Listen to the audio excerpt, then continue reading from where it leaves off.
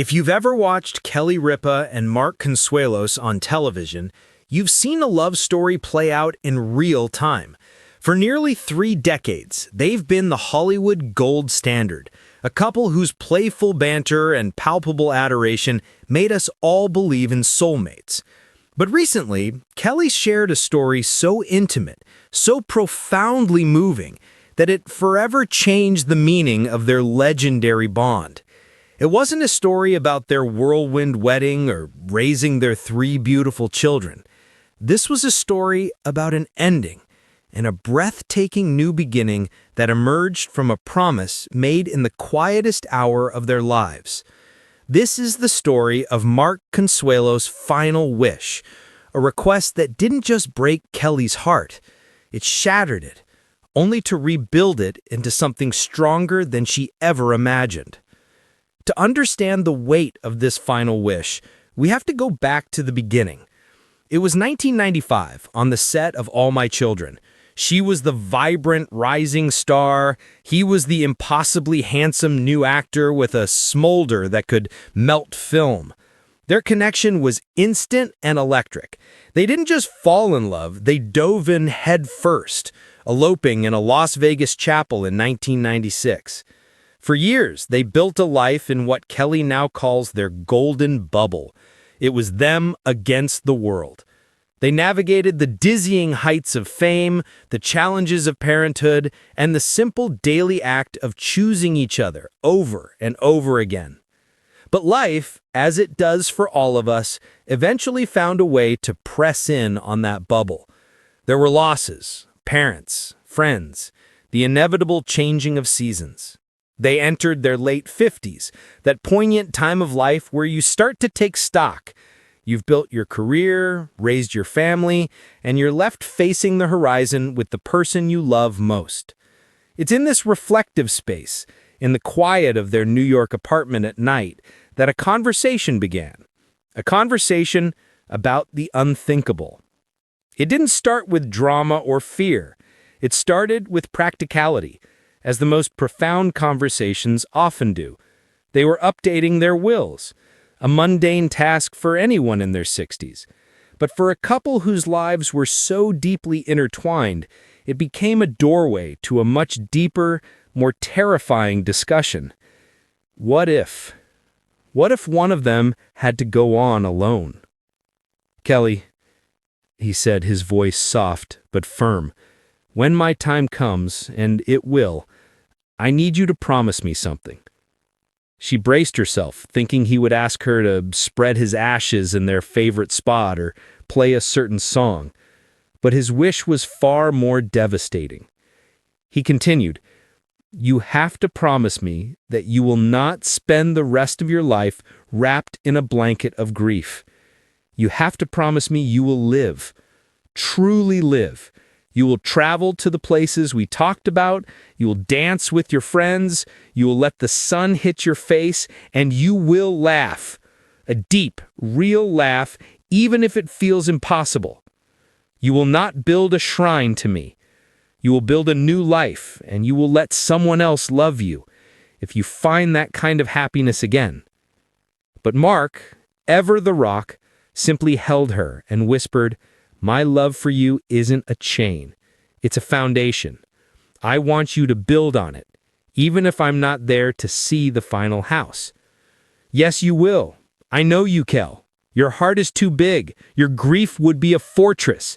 You'd wrap yourself in our memories, and you'd stop letting the world in. And I can't stand the thought of that." "So what? You want me to just move on? Pretend like we never happened? Pretend like you never existed?" "No, look around you. Our love is in every corner of this home. It's in our children's faces. It's in the very air you breathe. It's unshakable. It's forever, which is precisely why it has to be your launch pad, not your anchor. I'm not asking you to forget me. I'm begging you to honor me. Honor us by living. Go to Santorini. We'd always talked about it. Learn to paint. Get that ridiculous little dog you're always sending me pictures of. Let your girlfriends drag you out to dinner. And if you're lucky enough, If you find a man who sees the brilliant, beautiful, hilarious woman you are, you let him love you. Don't you dare close that door because you think it would betray me. I'm not saying goodbye. I'm saying I love you too much to let my death be the end of your life. My love for you isn't a chain, Kelly. It's a foundation, the strongest one imaginable. I want you to build on it, even if I'm not there to see the final house. For Kelly, that conversation was a seismic shift. The golden bubble was now transparent. She could see a future she never wanted to envision. She carried the weight of his unaccepted promise for months, the idea of it a constant, aching presence in her heart. She'd look at him across the dinner table and feel a pang of terror, mixed with overwhelming love. How could a request born of such pure love feel so much like a betrayal? But then, something subtle began to change. The promise, which initially felt like a burden, began to transform. It became a lens through which she viewed their present.